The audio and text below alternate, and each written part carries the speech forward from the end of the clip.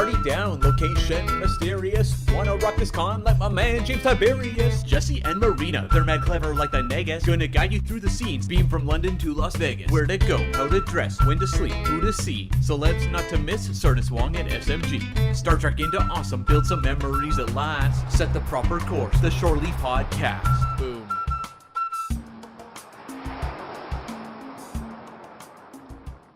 Hello and welcome to Shore Leave, your Star Trek convention community podcast. My name is Jesse Okendo, and with me I have my wonderful co-host, Marina. It's almost as if you forgot my name. We haven't done this in a long time.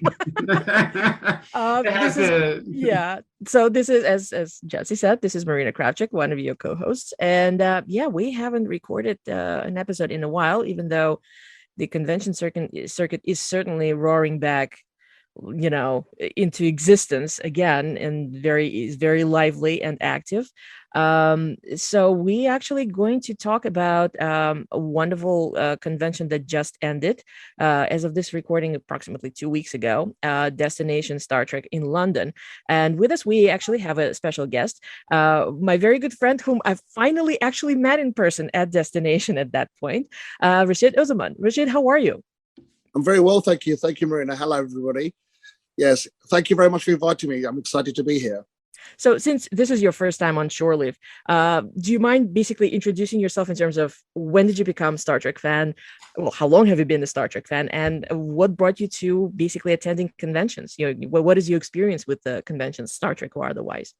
I see, right. Well, I've been a Star Trek fan for well over 30 years now. I started watching The Next Generation like on VHS tapes those times ago, basically, and I just became completely hooked on it, and I've watched every Star Trek since then, since Next Generation onwards, really, and I've been love Star Trek is a huge part of my life, and I only went to my first convention was back in 2018 at Destination Star Trek in Birmingham, celebrating DS9's 25th anniversary. So I love all Trek, but DS9 is just my favorite. Also, it's my most favorite one. So I really wanted to go, but I'd never been to one before. I was really nervous about going, but luckily I joined a Twitter group who are going as well, and it made it a bit easier for me to go, actually, feel more comfortable going. I knew people from Twitter are going to be there as well. So I went there and had one of the best weekends of my life. I went to the DS9 documentary with all the cast were there as well.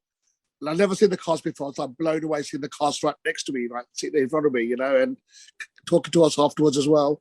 It was a surreal experience. So this Star Trek that's happened in London 2 weeks ago. It's my third convention. So I've been now to 3 now. And it's been like the most incredible weekend, mixing with other Trekkies, talking Star Trek, just my kind of people. I'm a proper geek myself. So it's just fantastic. I just had the most incredible weekend, especially after what happened last year with COVID. So it's just wonderful to see everyone and have such a good weekend, Yeah, that's actually this is a topic that keeps repeating regardless which convention we're talking about, whether we're talking specifically Trek, so, the Star Trek Las Vegas or Destination or general conventions like New York Comic Con or anything else. People are so starved for the convention experience, specifically, meeting up with other folks and just, chatting, Absolutely. Making your friends, do everything. Yeah, So I will tell you that for me, the conventions are just a safe space anytime I'm on. And I can tell, because I'm going to go on a trip here in a couple of weeks, and it's not with Star Trek people. And it'll be probably my first vacation in 8 years that it's not Star Trek related. I'm I don't know if I'm going to get along with these people or not.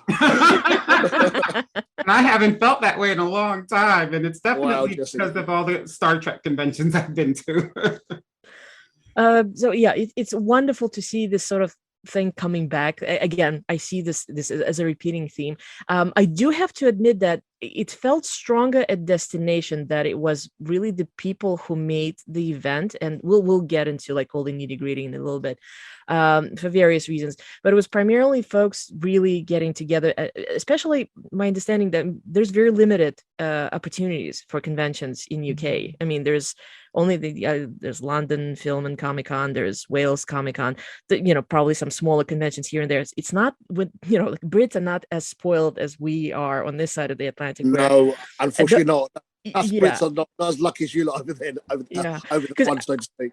I started to basically go through, what's happening right now as part of this little list of events that I normally keep. And at the moment, even though we're not full, back to full power, so to speak, on the convention circuit in the United States, there's literally on average anywhere between 10 to 15 events already happening every weekend for the past couple of months, which is it's mind-blowing. Yeah, I mean, this is across the different genres. This is not specifically, it's not even necessarily straight on Comic-Con. Some of these are just signing events, some are small anime conventions, some are, it's a little bit of everything, but it's staggering. So again, we'll start talking about the location and everything else that we experienced at Destination, but it felt like it was primarily all the little bits that didn't necessarily work out, but people were just happy to see each other, spend some time together. I mean, I saw so many folks sitting outside of the hall just chatting. They weren't even necessarily queuing or doing photo ops, they were just talking to each other. So that was a lovely thing to see. It was fabulous. I think seeing each other again after 2 years was such a special experience, just to catch up, just to talk. I think people were more excited just to see each other again, friends. Exactly, yeah. Oversee the Star Trek actors, which is beautiful, because after all of us love conventions, but obviously a big part of it is actually seeing our friends again, catching up, what's happened before in the past year. And it just made it more extra special, I think, this year, because after the year that's gone, last year was such a washout. So I was supposed to go to Destination Star Trek in Germany and London last year. I booked to go to both of them, I think, like you as well, Marina. And and it's like, when it didn't happen, we're like couldn't wait for the next one. So when this one came along, we were so glad to see each other again and seeing other Trekkies for the first time as well, which is like amazing, Marina, as well. And yeah, that's right. I mean, it's a bummer that we never bumped into each other in 2018, because that was my first destination. This was your first convention overall, but who knew? That's the one I went to, right? Yeah, that's right. We were all there. Oh my God, you both there. That's amazing. Oh wow. Yeah. Marina and I had it was like the 50th anniversary, and like there were conventions everywhere back then, and I just went to every single one that I could find. I was trying to beat Marina, but she still beat me. So something that I wanted to bring up, because I've noticed, again, it seems to be sort of like a thread that seems to run through every convention. I mean, Destination was my 5th event since summer, and the last one for the year, as a matter of fact. I mean, my next thing is going to be the cruise next year. But I've noticed the same thing, and those folks attending other Comic-Cons kind of mentioned the same. A lot of times you're planning and everybody's so thrilled, but at the same time there's this huge uncertainty. A lot of conventions, how's it going to go? What changes are going to be? How the health policies are going to work out? Are they doing something different with the way they handle the crowds? They being the organizers of whichever event. It seems to be like, I mean, obviously we're talking about different sizes. You wouldn't compare Destination to, say, New York Comic Con. It's much different in size, but it's the same uncertainty. So in this case, we were going into Destination. First of all, we have a different location. I mean, this is a location Destination was held in originally way back in 2012. But at the same time, it's like, well, how's it going to work out now after that many years in Birmingham?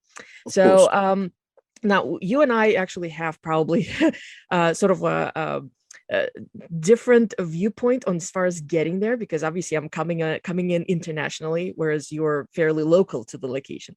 So, but for you, about 30 minutes away from the location. So for you, between this and Birmingham, I'm assuming London was more convenient, right? Absolutely was, but actually Birmingham was better because it was more bigger. We had more guests. Obviously, this time around, the venue's much more smaller. Like in Birmingham, it's more huge. It's like 4 photographs from producer, photo A, B, C, and D. This was just A and B here, for example, just 2 photo ops. And it just seemed much more smaller and very hot and stuffy. I remember I had to come out a few times just to get some air because it's so hot and stuffy in there as well, Yeah. Regarding health and safety, obviously a lot of people wore masks, a lot of people didn't wear masks. So obviously we kept a distance from other people that we weren't familiar with. So it was a different experience altogether. But for me, it was great. Even though I live in London, I lived about 30 minutes away, I still came up to the hotel, stayed in the hotel for 3 nights because I wanted to be near the venue, basically. So driving home every night. But it was fantastic. I loved it. But I would say definitely enjoyed Birmingham more. I went to Birmingham in 2018 and 2019, 2 years in a row I went to Birmingham. then obviously this was my first time in London, but it still was superb. I really enjoyed it, Marina, very much so. Yeah, no, it is something just to actually, interestingly enough, this is something that I keep seeing repeated. I've seen it in the fan groups on Facebook. I've seen it mentioned in on Twitter. A lot of well, obviously local folks we're much more in favor of Birmingham because it's more central. So whether you're coming from up north, where you're coming from London, it made sense. So it was internationally. My original thought was, well, I've been to London many times. You know, I will not get lost in Heathrow. So it seemed like okay, it makes sense for international arrivals, but, and here's the but, considering that it's, you know, you say your destination Star Trek London, a lot of people, of course, start thinking about all the major landmarks and the stuff that you generally find in Zone 1 or Zone 2, so meaning the central London. This is not where the convention was held. This was out in Docklands. So, you know, if you arrive into Heathrow, suppose, and you take Heathrow Express to Paddington Station, from Paddington to that stop, final stop, all the way out in Docklands, it's another 45 to 50 minutes of travel on the tube. So this is not actually turned out to be as convenient as I, not so much originally like planned. It's like for some reason I imagined it's going to be a bit better, but realistically, the only positive thing is that I didn't have a layover because I don't have direct flights to Birmingham. I had to have a layover somewhere, which in my case was Dublin. In this case, at least it was a direct flight, but then you still have additional steps to go through if you're coming in as an international attendee. I totally understand. Yeah. Do you find it easier to Birmingham? Obviously, do you prefer going to Birmingham, or what do you think of the London venue this time, Marina? What do you think of it? You know, Birmingham was a very last moment trip for me. So at the time it was very hectic because I was literally rushing to get the tickets, to get everything ready. It was easier to travel because obviously no pandemic. So all the additional things that we now have to do were not in existence. So for those who have not traveled internationally yet, especially coming into UK. So there was additional paperwork that had to be done. As an international traveler, you have to do this thing that's called passenger locator form.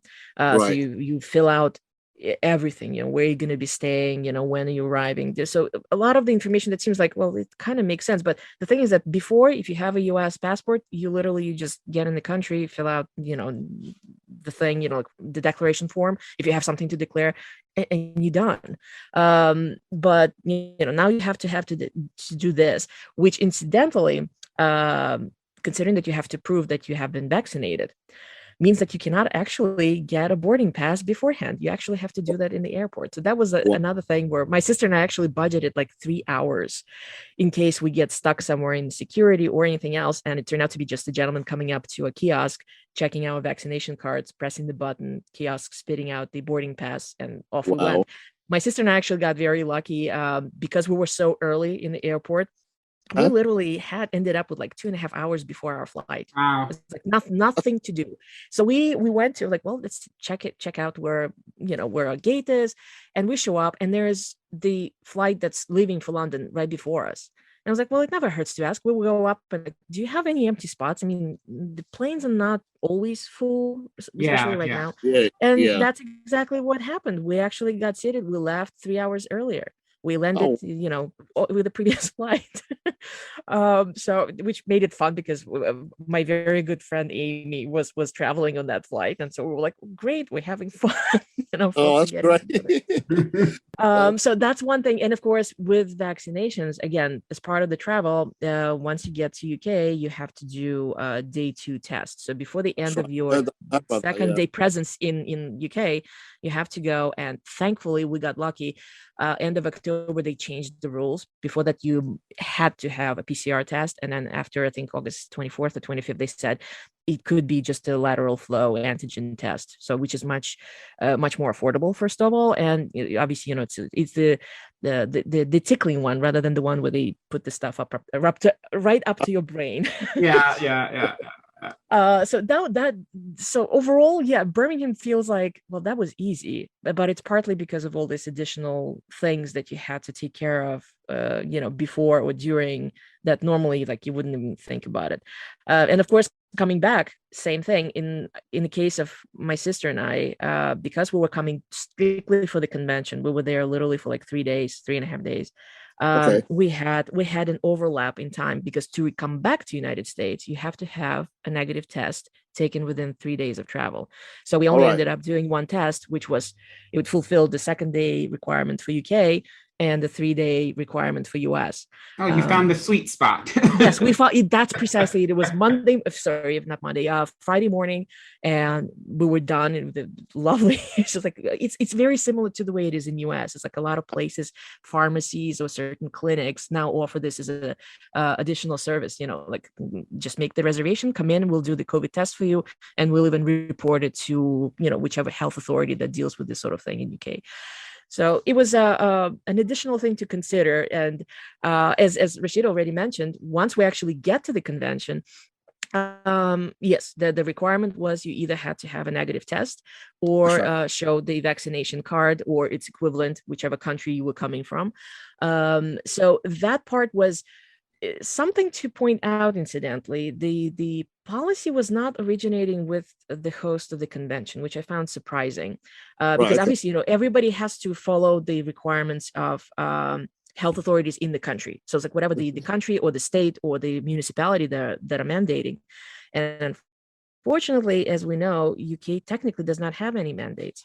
So this particular requirement was coming straight from London itself, the convention center. How I found out about it, I reached out to the showmasters, massive events, to find out, because I had a question about the vaccination card. The way they were describing it was a little bit vague. And they said, well, you want some specifics, you actually have to reach out to these guys, because this is where the policy is coming from. So that was a curious thing, whereas pretty much every other host was putting together the policy. In this case, it was verbatim copied from whatever the convention center was required. It's a little bit backwards, I suppose.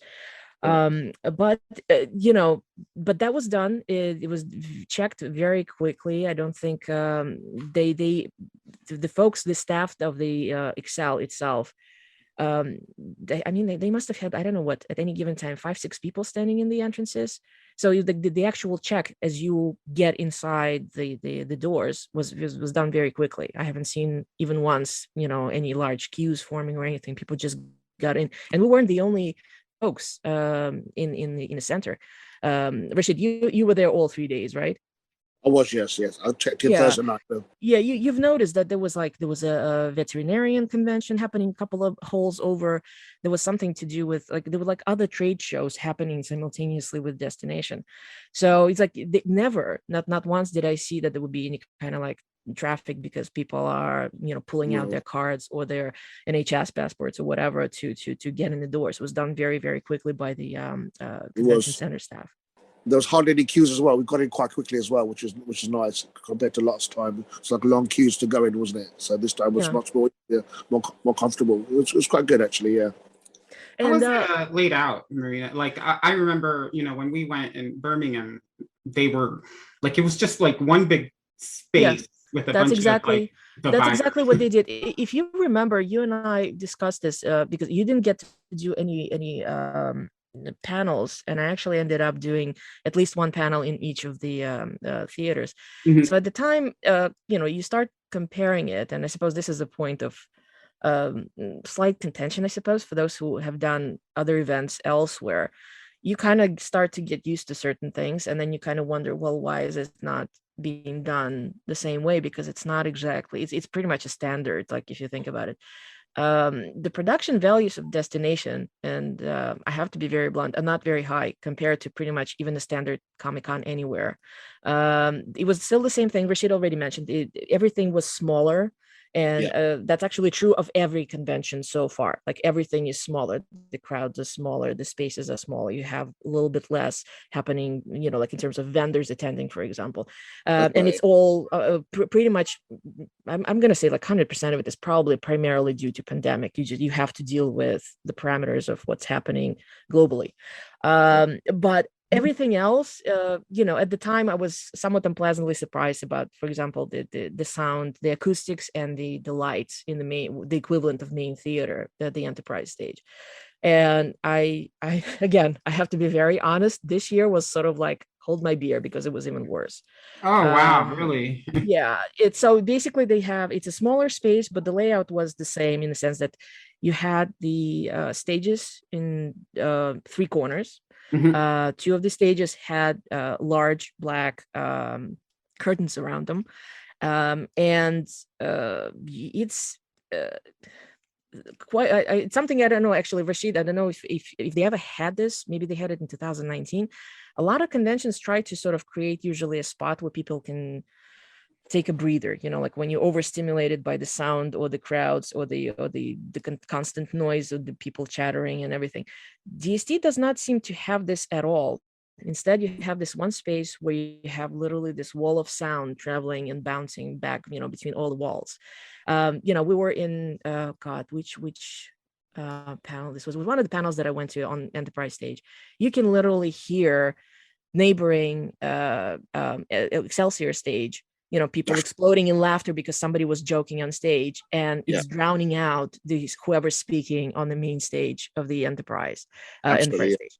Yeah, so this part is probably the lowest point, or one of the low points of the experience, where you kind of look at it and it's like, how is it possible that you have a stage, which I understand we're still in the metal and concrete box of a an expo center. Let's face it. I mean, it's you change it to whatever the requirements of your trade show or conference or convention, but at the same time, picture a large area where you have plain chairs just kind of tight to each other, a smallish stage, sort of like it's not very big. I mean, in no way you can compare it to the cruise or the STLV.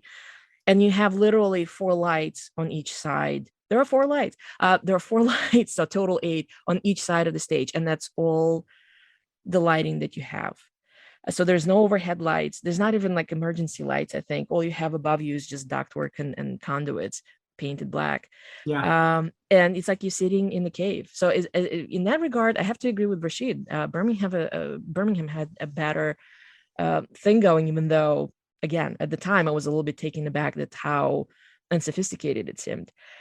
So Rashid, did you do a lot of panels this time around, or did you concentrate on just meeting up with friends and doing like photo ops or something? What I mainly do is I did quite a lot of photographs with quite a few of the actors, and also meeting with lots of friends as well. Basically, I didn't do any. Went to the Voyager's 25th anniversary talk. I went to that talk, and I went to watch the obviously the Prodigy showing as well. Went to that, but I took photographs mainly with the the Voyager cast. I took pictures with the Discovery cast as well, and that's what I did mainly. And David Ayala, took a picture with him, and he actually knew me. He said, "You're Rashid, right?" I said, "I can't believe he actually recognized." So sweet. Oh, that's nice. That's delightful. I was like, for a second, thought, "Why can't you know me?" Yeah, I know you. Yeah, I'm saying hello from Twitter. Thanks for your support for the show. I feel like, my God, thank you so much. You made such a great deal to me. I was like, that's wow. awesome. Yeah. That is just. David Ayala knows me. Who plays Book in Discovery? It's like, wow. I was like, so happy. Oh, that is just delightful. That's the sort of experience that I have to say, I had the similar moments at GST when I was like, well, isn't it curious how you have, like the overall organization may suffer, but it was meeting up with friends, and the second one, the guests being absolute sweethearts, because they pulled more than probably was expected with like all the little chats that they were doing and all the panels. A lot of them were doing actually multiple panels, unlike a general convention setup. You normally have 1, maybe 2 appearances during the weekend. Here we had some of the cast members doing 3, 4 appearances during the weekend, which is very unusual. I mean, there weren't that many guests overall. I think Rashid helped me out. There's probably about 25, 26, something like that. That's how many. Wasn't that many at all, compared to other conventions, but was much less compared to Birmingham 2 years ago, put it that way, much less. Yeah. Oh, something that I forgot to touch upon. Again, as Rashid mentioned, the whole thing was smaller, and that actually extended to pretty much, I'm gonna say everything. Yes, there were only 2 photo op booths, That's right. which for the most part worked, but Saturday did get very unpleasant a couple of times because there was a problem of overcrowding. The way they placed it was you had photo op booth A on the left. Then you had the little area that had the Voyager bridge, which also was holding photo ops. And then you had photo booth B. And so people were trying to kind of like the staff was trying to arrange people in this snaking arrangement. And at some point, it was just getting so big. It was like, oh, okay, who's having the photo up right now? Where's the end of the queue? And there's an additional element here is that normally it's you just show up as at any convention. You just show up at the time of your photo op and you line up. Here, you also have an additional factor of what tier you are. If you're captain's tier, your ticket package. If you're captain, if you're commander, lieutenant, you actually go to the front of the queue. So you have like this additional mini queues happening in front of the main queue. So it was getting a little bit overwhelming. Would you agree? Absolutely, especially on the Saturday. Yeah, it was like very disorganized. Obviously, I was in batch one for all my photos. I didn't have a commander or a captain or lieutenant package, basically. But still, it wasn't the best organized, and especially the one the Voyager bridge in the middle as well. When there were people lining up there as well, it would become a bit confusing at some stages. Who's in which line? Which line is like going for photo B, which was photo A, which is for the Voyager bridge. But it was a bit chaotic at times, especially on Saturday, basically. But I think that could have been organized a bit better, Yeah, it was. They certainly could have used more space.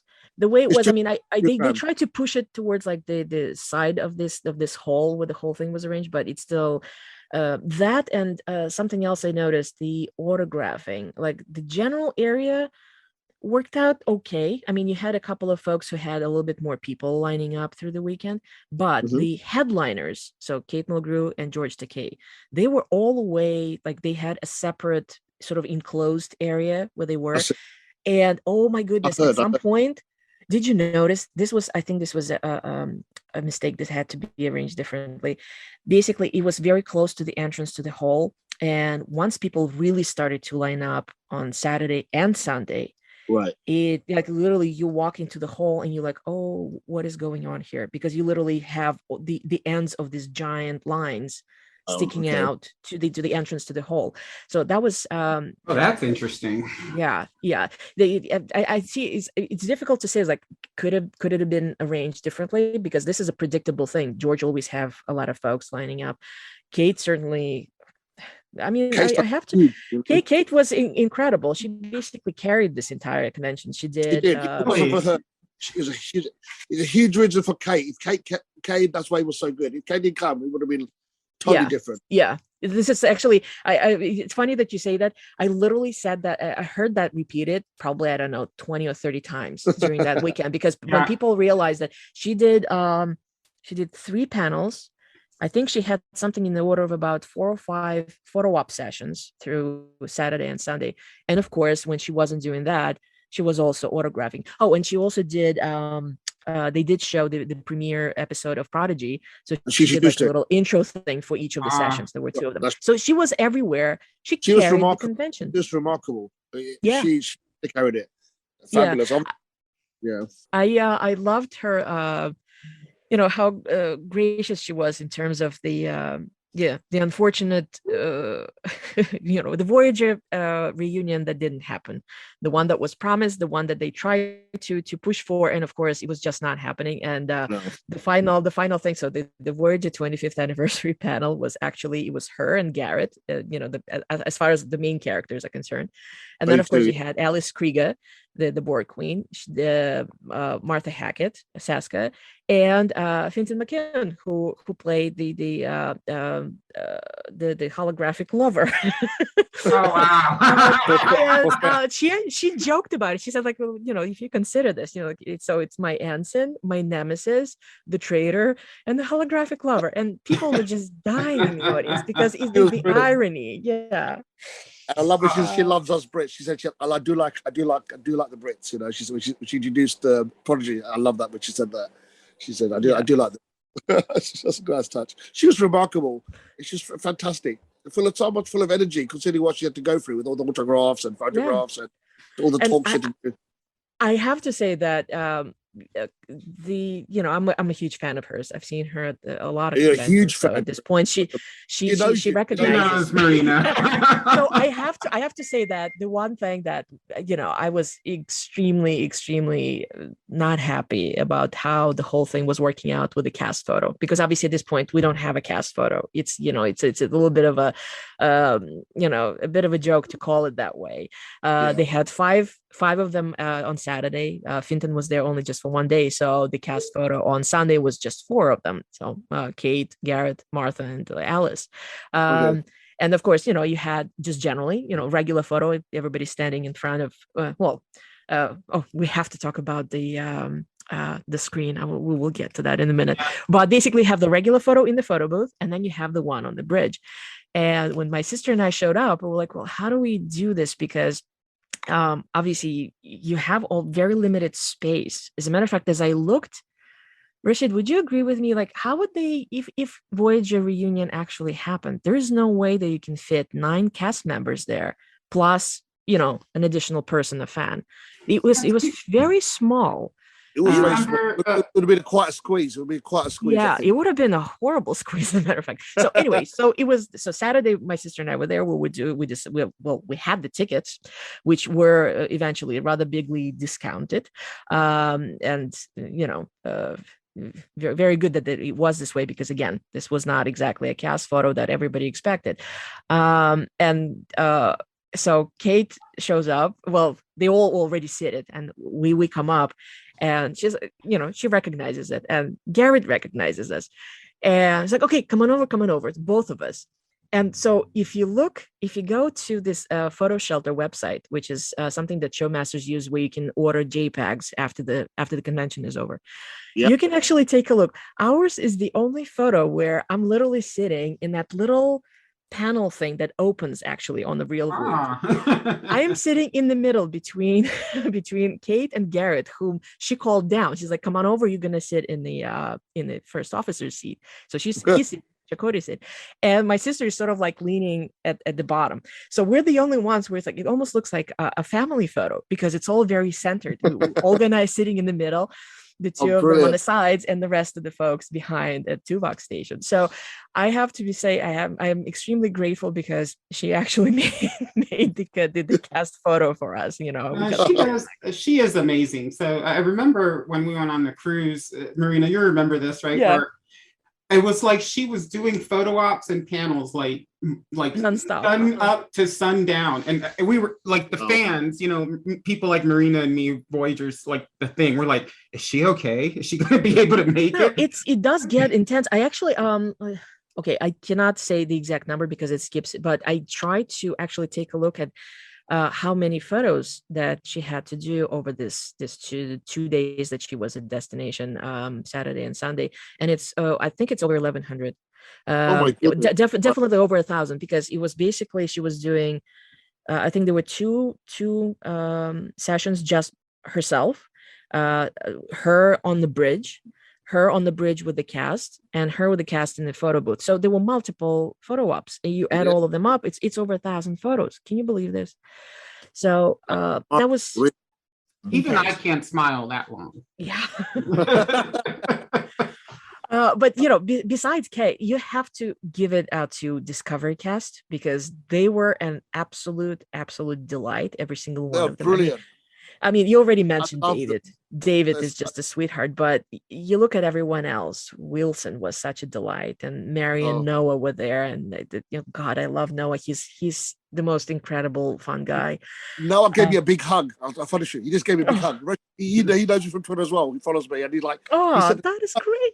He gave me a hug. We're supposed to keep our distance. He just gave me a big hug. I thought, my God, it's so Noah's great. The newer family members, they are very friendly. Like, ever since Discovery's come out, that whole gang that is coming up behind them, I don't know if it's they just not been in it long enough, but like every time that they're around, the energy is just so exciting, and they really love interacting with the fans, and even with the pandemic, I see them interacting with the fans not They're different. marvelous. They're marvelous with the fans. And they've got such a special bond as well. They've got such a bond with each other as well. The cast, they're so close to each other. They've got you can see that on Yeah, the way you've noticed that they've been playing D&D because it's a thing that they actually do outside, like as friends, like they just for fun. So it's become a wonderful part of conventions now that they actually play D&D live. That was fun. Did you see this? This was hilarious. My God, no. I missed that. Did you see that? I didn't see that one. No, I only caught a part of it because I had something else that I had to run out. I think I had a photo up, but I caught a part of it, and it just it's hilarious. You have to check it out the next time they do it. Speaking of Noah, I got the wonderful photo. It's behind the scenes, so it's him made up as Rin, as the Andorian, and with Mary. And she's dressed up as Silly, but obviously, they're standing just hugging each other. It was taken after they were done filming.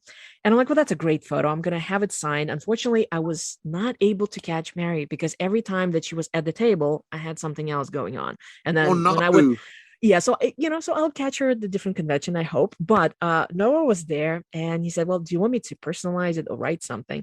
And I said, well, we just generally had a chat about his Twitch TV channel, which I follow and check it out. It's delightful and funny, and he he plays like old Star Trek video games, or sometimes he reads out loud out of like different books. So we chatted about like that experience, and I said, well, you know what, just write whatever you feel like it, because he's a fan himself. He's a huge fan. So you'll never guess what he did.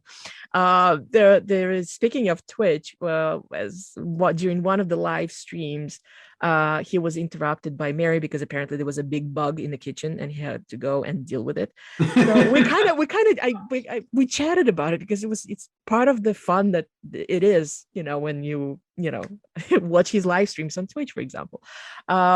So he drew me a little bug on my photo, and then basically just I have to funny. get Mary to sign it with like with my savior or something, just something fun. So I did a lot of photos. I'm actually surprised that the photo ops, like you mentioned, you did mostly photo ops. I barely had any autographing. I had captains, which I have to admit, considering everything that was, again, Voyager reunion did not happen. So for all the stuff that I kind of expected I'm going to be doing at the convention, I have to admit that this was a bit too much, and for the money, not really worth it. But it did give me an opportunity to pick up some autographs that were included as part of this particular ticket package. And that whole thing, when you actually do go up to front of the line for photo ops and for sitting in the theaters, because again, reminder, the destination, for those folks who have never been, destination is set up a little bit more like a Comic-Con. So, like it's the equivalent of having the VIP at a Comic-Con, that when you have the reserved but not guaranteed seat at the front, it's this sort of thing that destination has, where you can go up to the front. If you're not there early enough, somebody else will take your place, and then you just take whatever, which did happen. That was too late for the TNG panel. So I was sitting all the way in the back. But perfectly fine. I mean, you could still hear everything, not so much see. Again, remember there were only 4 lights on each side. So Captains was not worth it, but it was nice to pick up like some additional things, including some very nice swag, I have to say. This is something that folks, organizers of conventions who offer VIP, need to put a little bit more thought into, because not everybody had the same thing. Rashid, have you ever done a package, or have you done only general admission at DST? I've just done the general 3-day ticket. I've got for 3 days. All DSTs that you went to? So the 18 and that's 19? right. So that's right. All 3 conventions so far, and also I've been to 2 Comic Cons, London Comic Cons as well. That's what that's just for a day only. I went for a day only. So I have to try the Commander and the Captain's package ones. I've got to try once. I have to say that based on just generally, those who I know who go to destination regularly, they all seem to agree that it's between lieutenant and commander seems to be the most worth it in terms of like my, value, what you get for the ticket. But generally speaking, my first destination, I did general admission, and I was very happy with it because it did provide quite a bit of flexibility, because those panels that I really wanted to attend, the ones that are paid talks, which is the main theater, the enterprise stage talks, I just picked what I needed, and those are the ones that I got to. So yes, I was not sitting at the front. Visibility was very poor, and again, we already mentioned acoustics, but at least it was just just the stuff that I actually needed. Whereas in this case, captains basically covered the entire convention, so every single panel, and obviously you cannot cover everything. You have three things happening at the same time, plus the photo ops and autographs. So it kind of becomes sort of like, well, I missed out on pretty much half of Sunday panels because I was doing something else. And so general admission is actually very nice for destination, I feel. I like it. Gives you more freedom. I agree. Gives you more freedom as well. And I prefer it. And I like talking to people in the long queue. I like when you line up for the photo op as well. It takes you time to get to your turn, and you can talk to other people in the line, get to know them as well. I think that's another nice part of having the general ticket, because obviously it's nice to talk to other Trekkies, Oh yeah, absolutely. I love it. Absolutely love that. Now they offer this is actually something that was neither the cruise nor STLV have. There are additional types of photo ops, which are the green screen and bridge chair photo ops. That's right. So that's a bit of a fun. My sister and I had unexpected, hilarious photo op that came out of it, because we couldn't quite get our heads around what exactly we were doing, because you're literally standing in front of the green screen, and the person taking the photo tells you, okay, and look this way. There was like a little red cross on the side wall. That's where you were supposed to look, so that the line, the sight line is aligned with whatever. Yeah. And then they said, okay, you just look there. They took a picture, and then said, and now point. And we pointed. And then when the picture came out, it looked like that internet meme, we have like a William Shatner as Kirk, kind of like turtle with hands up, and it's like look squirrel, look William Shatner. So we're literally pointing at Captain Kirk in that photo, and I'm like, we look like a meme. Did you do any of the bridge? Well, they only offered one. They only had the Discovery, I think, bridge. Chair. Voyager. Yeah. Did you do any of the special photo ops? I just did the Voyager with the Voyager cast on the Voyager. That today. That was great. I was sitting with Kate at the front with that everyone at the back as well. And I love my picture with the Voyager cast. And also my picture with Kate was brilliant as well. I love my picture with Kate. So it's something I'll treasure for a long time. That was an interesting experience. When you Jesse, you've seen the TNG bridge. You guys actually, you and your British posse, you did a wonderful photo op, as I recall. All together on it. If you remember, that one was fairly sizable. Yes, up close you could see, bits and pieces of duct tape and other things holding it together. But it kind of like it was fairly expensive. Voyager Bridge was smaller and somewhat. I'm trying to come up with the word that it was less. It was not exactly, I think. Based on what the chatter that you see in the fan groups, some of the folks were taken aback because they were like, well, the chairs are all wrong, because they actually used, a barbershop type chair. Once everybody was seated or standing, it kind of was hiding all the ugly bits, and it photographed fairly well, even though it was a little bit dark. So it was an interesting thing. On one hand, you get this photo, and I did the same thing. I got the photo with Kate. I'm sitting in Chakotay's seat, and Kate and I are looking great. So on one hand, this is fun. On the other hand, you kind of look at like, maybe something else could have been done a little bit better. I don't know. So we were looking at pictures as it was going on, and you just mentioned it, but I'm like, those look like barbershop chairs. Yes. Yeah. And it's literally like, I don't say you don't see the bottom on the photos, but it's that round thing, like a typical round bottom of the chair that you actually see in like barbershops and at the hairdressers. So I almost feel like, this particular convention, it's like we did this and that, and we met, and, the guest was great and the panel Q&A was interesting, but it always gets accompanied with but. So it's a convention of mitigation, I feel, because I was like, it was great. We had a wonderful weekend. I'm glad I got to see, oh gosh, I don't know, 20, 30 people that I know. Some, like Rashid, that's the first time we actually met in person, even though we've been friends online for a while. But at the same time, there was like all this other things happening, which not really, like I always try to have fun at the conventions. Again, you manage expectations the best you can, but things still happen. So in my case, because all these additional things kind of pile up, like with the travel requirements, and again, I'm a little bit more accustomed to the way Comic-Cons around here, rather than, this, like I said, this wall of sound was driving me nuts, I have to admit. So I'm not sure I'm going to be coming back, I have to say, even though, again, I had a wonderful weekend with my friends and with Kate and with my sister. I mean, we basically hung out wonderfully after the convention hours together. But there has to be either something really, really extraordinary going on, or I'm already in London, perhaps, then I might swing it. But specifically, I'm probably going to be skipping Destination, I have to admit. So I remember leading up to it, you had some concerns over how they're handling, like, who's coming and who's not, because they had some cancellations that the actors said they weren't going, but Destination didn't announce it. How did that work out when you got there? Well, it continued. That was part of the problem. And despite what they were trying to spin online, bottom line is, it was a known fact that specific actors, it was a public knowledge that they were not traveling. And yet the tickets were continued being sold. And the powers that be, the hosts, said that it was either misunderstanding or somebody else screwed up, like an agent, or whereas it was like, well, that's patently not what's known as a fact.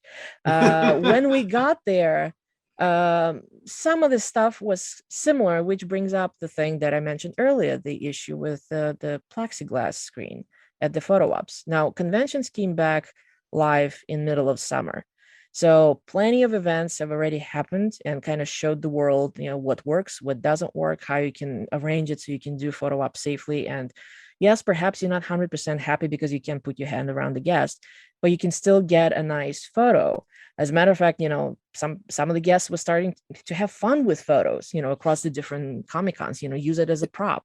And we've seen some delightful photo ops that come out. Yeah, it's been really good to see. Yeah. So in this case, the Friday we show up and there's nothing in photo booths. It's just a regular background, same thing as you see had there been no pandemic. And it becomes a bit of an issue because some of the guests are not willing to just stand there. So you get this, the staff member, whoever's handling the particular photo booth, basically, going across this little snaking line and saying, okay, the guest is going to be masked. Please do not touch them. Please do not stand next to them. Okay, you go to the next photo booth and they're going to say the guest is not going to be wearing a mask, but you still cannot touch them. You still cannot stand next to them. You go out to the next one and they're like, the guest is going to be wearing a mask, but you can actually, not touch them, but you can stand next to them. So it was like this thing. There was no cohesive policy in terms of who was doing what.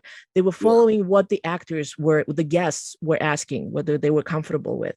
And it was not known beforehand. You knew that once you joined the queue. So if you remember in STLV, they actually had a listing before you could buy tickets where it said, who's doing, is that going to be a screen? Is that going to be what? DST did not have this. So you would go up and nothing, all of a sudden you discover that on Friday, Wilson Cruz was wearing masks. So yes, I was standing next to him. It's a delightful thing. You can see that he's smiling, but bottom line is he's wearing a mask. Now Saturday came and I know that it was Kate's requirement to have the screen. They installed the screen. And what's more, someone came up with a pretty clever way to obscure the screen. They put a piece of black masking tape on the edge. Really good. Yeah, and And remember, Rashid, and they put well. it against, and they put a black background, well, a dark background behind. That's right, yeah. So that part, like, yes, the photo ops were coming out darker, obviously. There's a little bit more somber mood to the photo. But at the same time, it looked like a perfectly, it's like, so I'm just literally, I'm standing, Yeah. you cannot see the screen. And it kind of begged the questions like, so what was this big problem that everybody was having, where obviously it worked? And then, of course, everybody else followed suit, and Wilson and Nana and everybody else who was taking pictures in masks, or I have a photo up with Elizabeth Dennehy, and we're like 6 feet apart. I'm literally just sticking my head into the photo, into the shot. That's what my photo op looks like. I know. That's what disappointed me, especially on Friday, because Nana Visitor and Wilson Cruz both were, and Garrett Wang, all three of them wore a mask on my photo shoot. And if they had the screen there like they had on Saturday and Sunday, they didn't wear any mask the day after. Like Garrett Wang on Saturday and Sunday didn't wear a mask. He had the screen.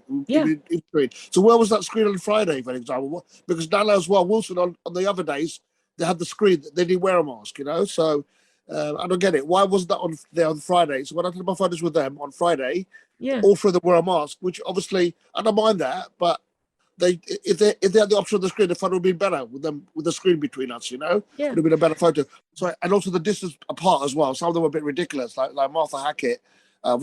She's fantastic, not her fault, but the distance between me and Emily Coots and Martha Hackett was a bit too far apart, in my opinion. I mean, we could have been a bit closer, but whatever makes them comfortable. I'm just glad they were there. But I like just little nitpicking. But what really disappointing was they're wearing a mask when they could have put a screen there instead. I would have preferred they had a screen there. Rather than mask. Absolutely right. Oh, incidentally, no, I was wondering if you heard anything. Now, Destination, because they do have Instaprint technology, thankfully. So basically, you go up, you have a picture taken, and they have like 3 or 4 or 5 printing machines. It spits out the photo immediately. Now, something to for those who've never been, again, it sounds very reminiscent of a Comic-Con. The only difference is that it's a smaller photo, so it's best to actually buy a JPEG afterwards in case you want to have a proper like 8x10 a large format one. But still, you get the photo right away, and if you see that you blinked, that you made a weird face, that you didn't smile, you just don't like the photo for some reason, you actually can, like you go up to a staff member and they take it away, they will tear it up, and they give you half of it, and you go back into the line, you hand it to the person instead of the ticket, and you do the photo again. So I'm actually curious, do you know anyone who might have come back, say Saturday, after having done a photo op with, say, Nana on Friday, and said, you know what, she's wearing a mask, and I would love to have a normal photo where you can see everybody's face. Can I redo it? Did anyone do that? Because I decided that, I had so much going on during that weekend, I literally had no time to even go and ask. So do you know if anyone's tried that? Not as far as I know, but in hindsight, I wish I did that. But I had so much going on the next 2 days as well. I wish I did that. I wish I retook my photos with the ones with the masks on, the next day. But hindsight's a great thing. I didn't realize that until actually I saw pictures on the online later on after the event finished. I saw pictures without any masks on. I thought, well, how did that happen? I thought they were masks. Then I realized the next Saturday and Sunday they had the screen between them.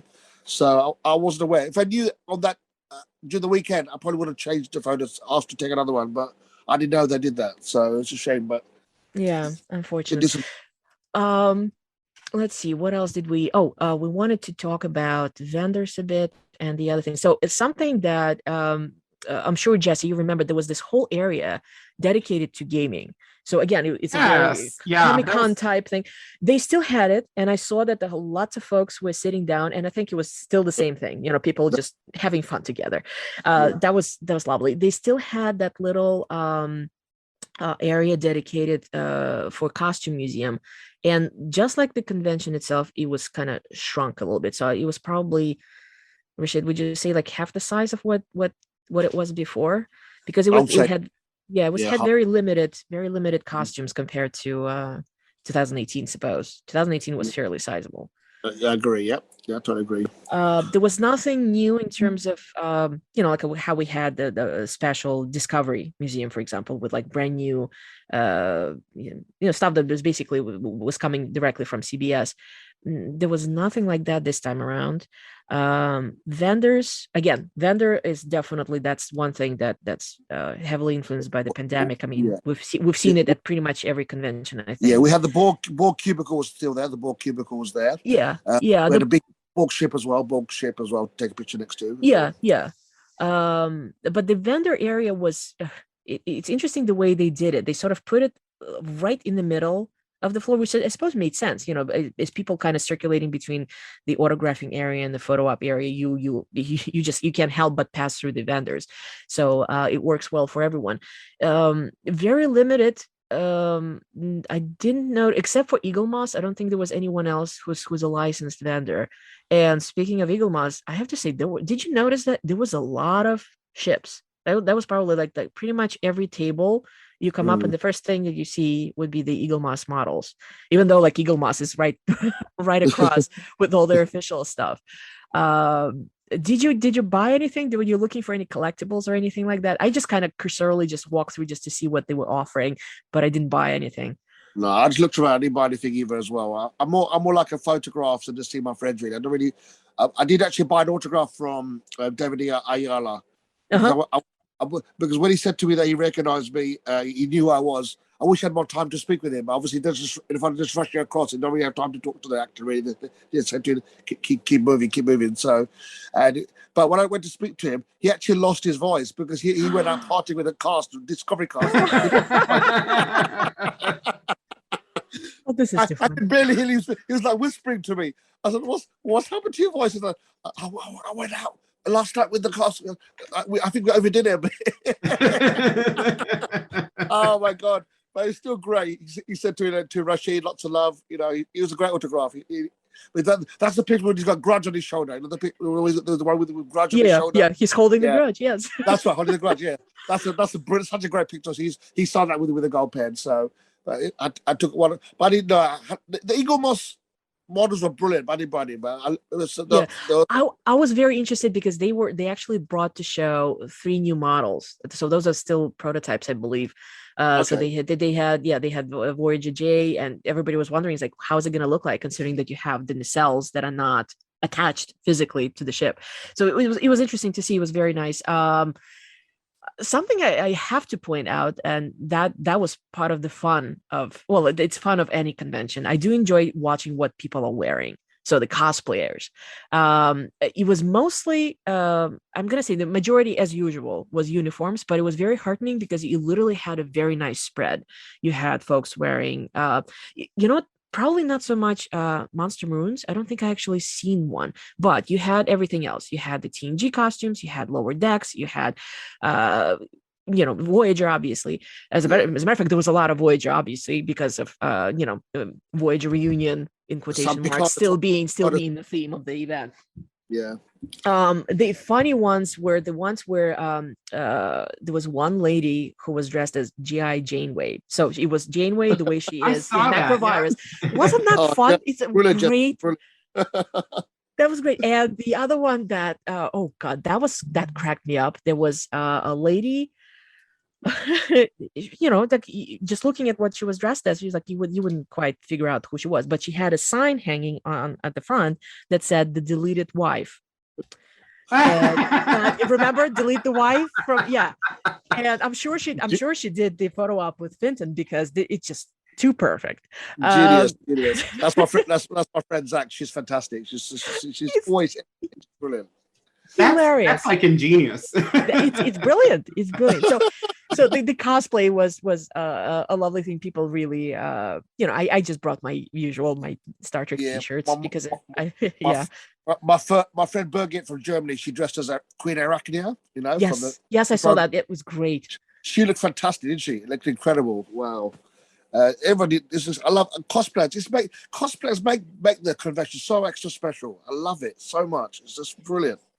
No, the one thing that definitely was hopping, I'm going to say, even though I did not get to attend as many meetups as I was hoping, well, whatever limited meetups that I was actually aware of based on, again, the invites and mentions that I saw in Facebook fan groups.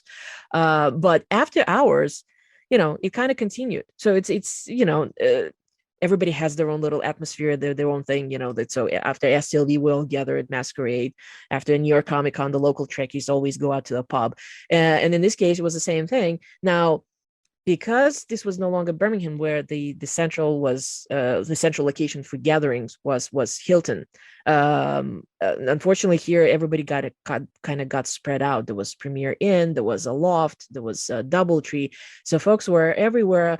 But there were attempts made to kind of like, okay, we're having a get together at this particular hotel. Everybody come by, whoever wants to. So I'm aware of about 3 or 4 different gatherings. Did you get to go to any, Rashid? Like meet up, or did you just hung out with your friends after you were done with the convention? No, we just stuck to the convention. I didn't really go out anywhere else after the convention. We just met up at the convention. Obviously, we went to the bar afterwards at the hotel we were in as well. That was great fun as well, basically. But we mainly was at the convention. We didn't go anywhere else after that. I got to well, again, I did the same thing. Like my sister and I and our friends, we hung out a little bit after. So that was definitely something. Did you go around London as well, Marina? You and Olga? Around London before you came to the convention? You had a look around London? Did you? Went to London well, we didn't go again. We've been to London many times before, so we just decided like the last time the last time I was in London was in 2013, I think. Okay. The last time she and I were together was probably 2009. So even, oh God, will come 12 years ago. So we decided like we don't have much time, so we did decide we arrived on Thursday. So we would just, again, because we took the earlier flight, suddenly we had extra time. So we actually went back to the central area. We missed the parade by like half an hour. It was November 11th. Yeah. So it was unfortunate. So we saw all the, the older gentlemen and ladies, all with the medals and everything already leaving the Parliament Square. But we decided like, well, we haven't been to Westminster Abbey in a while, and it's one of our favorite landmarks. So we did check it out, especially the new Queen galleries, the ones at the Treforum at the top. So that was delightful. And then we literally took a bus tour, if you believe it. I mean, we already know everything, but we're like, well, let's just familiarize ourselves with the city. And I have to tell you, I'm like, even though 12 years passed, I didn't forget anything. So all in all, the bus tour turned out to be completely useless. But at least we got to sort of like, take in the sights, because everything was decorated rather lovely for the Remembrance Day. But generally speaking, that's actually something to bring up. We're not really next to anything when you're in that particular location for the convention. So you can hang out in the bar at the whichever hotel that you're staying in, or restaurant. There are a couple. There's a wonderful pub. I really enjoyed it. I was there twice during that weekend. The Fox. It's on the eastern side. There's the I heard, entrance. yes. I haven't been, but I heard, yes. Yeah. So definitely. I mean, next year convention is again going to be in London Excel. So it's certainly a spot to be aware of. Very nice atmosphere. Very nice. I've already booked my hotel. I'm going next year, definitely. I already booked my hotel already. Yeah. So it's called the Fox. Very nice. The Fox, okay. And but generally speaking, there's nothing else in the area that you can like, oh, why don't we go? You have to actually, either hire an Uber or get on the tube in order to go somewhere. So yeah, that's that. I'm trying to think, is there anything else that I wanted to bring up? Any last minute thoughts? No, I was like looking at my list of stuff, and you hit everything. I was really curious about the vendor area, because it was when I went the last time, it was such a mix. Like it wasn't a lot of like licensed stuff. It was a lot of like Etsy type stuff, and then they had the fudge people there, which is what I bought the most of.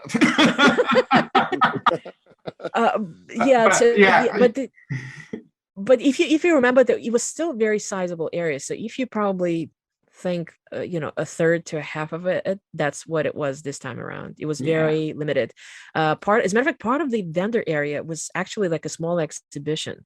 You had I do not know to whom it belongs. It belongs to a convention host, perhaps, but basically it was either artwork or it was actually like how sometimes you can get a blueprint of something. In this case, it was like a selection of blueprints from various episodes of Deep Space Nine. So that was kind of neat just to take a look at, because that's the real thing. It was all framed and behind glass because it was, an actual set use thing. But other than that, I walked around. I was kind of hoping to see.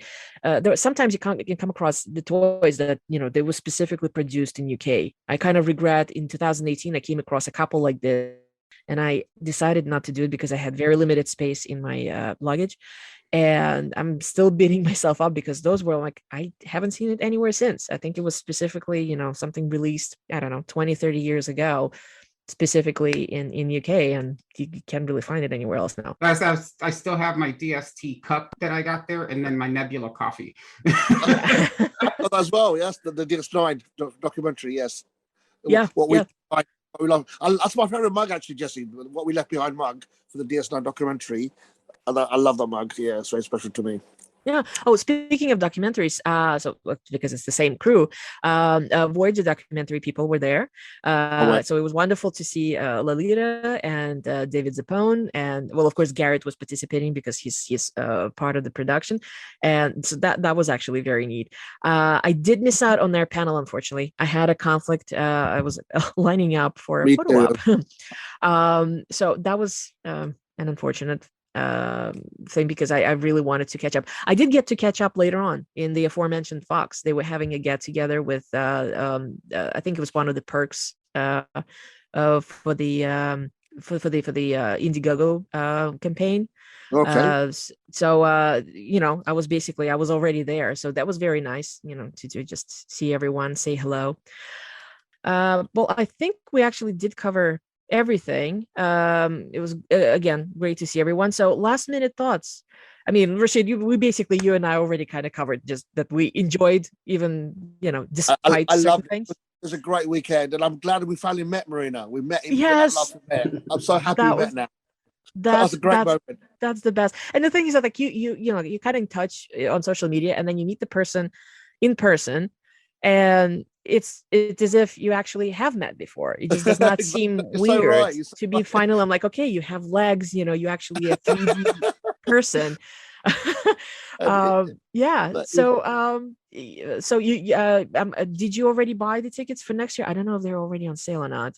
Yeah, they are, yes. They are. I haven't bought the tickets yet, but obviously a lot of the photos from this year have been transferred to next year now. Like, for example, Robert Bertrain, Tim Ross, a lot of the Voyager cast photos have been transferred to next year's destination Star Trek now.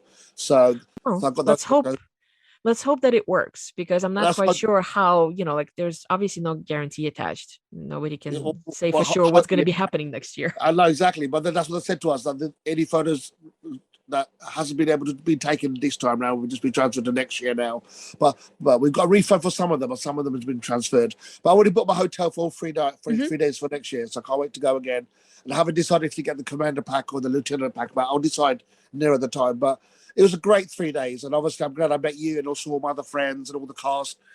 It was a fabulous weekend. I'm really glad I went, and I look forward to next year. So thank you so much for inviting me. I really appreciate it. Thank you very much. Thank you very much for joining us. So as far as I'm concerned, again, I enjoyed my weekend. I spent wonderful time with my sister. I had tremendous time with my friends. Great to be Olga as well. Yeah, thank you. I will make sure to tell her that. I think she was a little bit, she did not quite expect that, I'm going to be bumping into so many familiar people. She was like, how do you know? I'm like, wonders of internet. And again, for me personally, Kate certainly made the convention. She was incredible. But again, with everything, all the pluses and minuses, and I have to be realistic. Unless I'm already in London or something extraordinary is going on, I'm probably going to be skipping. I mean, we have a lot of stuff happening next year in the US. Again, I'm actually sitting here with my fingers crossed. You cannot see me, but I am. Starting with the cruise, which we're less than 3 months away, and with all the new variants popping up, I'm just hopeful that nothing happens. Yeah, Jesse and I have big plans. Hey, Jesse going as well? Oh, that's good. I have been on every Star Trek cruise since they started, since ECP. Oh, Jesse, that's fantastic. So this will be my 6th Star Trek cruise. Yes, I'm so jealous. Well, I'm still waiting for my first one, so hopefully I can join you one day. Yeah. No, Jesse's the cruiser extraordinaire. Basically, no, seriously, if I have questions, it's Jesse that, as far as the cruise is concerned, Jesse's your man. That's great. Yeah, and they better not try to stop it with these variants, because I will jump that ship and just take it off. Gosh, yeah. Well, we're going to be recording a separate discussion about this, because it's going to be an interesting experience, I think. I mean, with all the additional things again, but we'll see how it all works out. And of course, we have the new official convention that's going to be held in Chicago next year in April, by the Star Trek Mission Chicago. We still have Vegas. We still have other conventions. Absolutely. Again, I envy you United guys. States. Yeah, I wish there was a transporter so folks from all over the world could experience that. Beam me over, please. Yes. My wallet wishes there weren't so much going on in the States. So those folks who are thinking about going to destination, it is a different experience. That's what it is. It's worth trying out. At this point, I kind of reached. I mean, I'm getting close to 100 conventions in my pocket. So, oh wow, perhaps I am getting slightly jaded and perhaps a bit more picky. But you're remarkable, Marina. You're remarkable. You're far too kind, Rashid. Thank you. But bottom line is that, I have to admit, had there not been a Voyager reunion, I might not have even considered perhaps 2020. 2020 was supposed to be such a full year between the cruise and Vegas and other things. But it worked out the way it worked out. Let's see what the future brings. Those folks who are wondering about anything, I certainly recommend. There are several very good fan groups online, specifically the Unofficial Destination Star Trek, very helpful. So join the group, ask the questions. It's sort of similar to what we have with the unofficial, former unofficial STLV group. Ask questions if you need anything. Certainly, our group now covers not only Vegas, but other events. So certainly there will be members who are knowledgeable. And by our group, I mean the formerly unofficial STLV, now it's called the Star Trek Convention Experiences Group. I guess that's really covers most of the stuff that we wanted to bring up, right, Jesse? Yep. All right. So the usual last bit of business. Rashid, where can people find you online? You can find me at Rashid Uzzaman 82 on Twitter. That's what I'm mainly on. So come and say hello. And thanks again for inviting me. I had enjoyed this chat very much. Thank you, Jesse. Thank you, Marina. Thank you. And Jesse, where can people find you online? I am one of the administrators of the Star Trek Conventions Experiences Group, whatever we call it now. It's not as long. Come on. And I'm at Outrageous Okendo. That's OUTRAJESOKENDO on Twitter and Insta. All right. And you can find me also on Facebook and Twitter.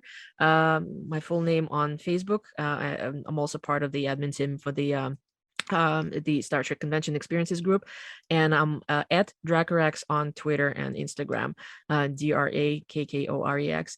And of course, Shoreleaf, you can find us on Facebook under a very, very long name, Shoreleaf, your Star Trek Convention Community Podcast, and at Shoreleaf on Twitter.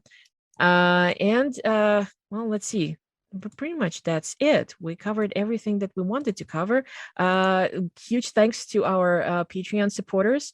Shoreleaf is part of the Triquarter Transmissions Network. If you enjoy what we do here or on any of our sister shows, do consider joining Patreon, which you can find on patreon.com/the Triquarter Transmissions. Or you can find us on our webpage, which is the triquartertransmissions.com, and you can click a Patreon link and find all the information there. Again, thank you to all our listeners. Thank you to our Patreon supporters. Rashid, thank you very much for joining us. This was a lovely discussion. It was wonderful to meet you in person, to hear about your experiences, and keep tracking, everyone. Live long and prosper. Live long and prosper. Thank you. Bye-bye now.